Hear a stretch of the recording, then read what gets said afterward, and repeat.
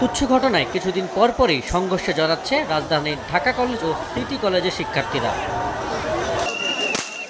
মঙ্গলবার সকালেও রাজধানীর সায়েন্স ল্যাব মোড়ে ফের সংঘর্ষে জড়ায় দুই শিক্ষা প্রতিষ্ঠানের শিক্ষার্থীরা। শুরুতে ধাওয়া পাল্টা ধাওয়া ও ইট পাটকেল নিক্ষেপ করা হলেও পরবর্তীতে তা ভয়ঙ্কর আকার ধারণ করে।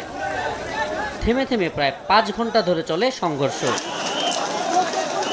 এক পর্যায়ে পরিস্থিতি নিয়ন্ত্রণে কাজ শুরু করে পুলিশ। টিয়ার শেলের পাশাপাশি নিক্ষেপ করা হয় সাউন্ড গ্রেনেড। ছত্রভঙ্গ করা হলেও আবারও সংঘর্ষে জড়ায় দুই পক্ষ। ঘটনার জন্য দুই কলেজের শিক্ষার্থীরাই এক পক্ষ আরেক পক্ষকে দায়ী করে। ওরা মারতে আসছে, আমাদের এখানে মেয়েদের ক্লাস চলতেছিল, ওই সময় এসে মারতেছে। আমরা কলেজের নাম প্লেট সব খুলে লাগেছে। সিটি কলেজ যেমন আমাদের উপর আইসা আক্রমণ করতেছে, পুলিশ কেন বাধা দিতেছে না? সিটি কলেজ নিয়ে ঝামেলা, তার মাঝখানে পুলিশ আমাদেরকে মারছে, আমাদের দুইজনে পা ভাঙছে।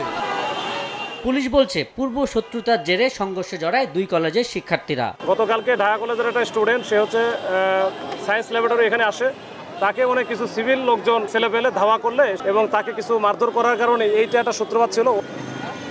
এদিকে ঢাকা সিটি কলেজের স্থাপনা ভাঙচুরের ঘটনায় জড়িতদের বিচার দাবি করেন ভারপ্রাপ্ত অধ্যক্ষ।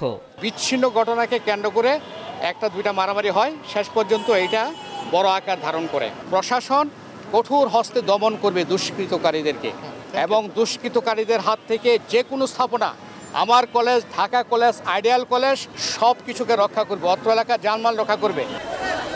সংঘর্ষ রোধে বুধবার বৈঠকে বসবে ঢাকা কলেজ, সিটি কলেজ ও আইডিয়াল কলেজের প্রশাসন। আবু সাইদ নিশান, সময় সংবাদ, ঢাকা।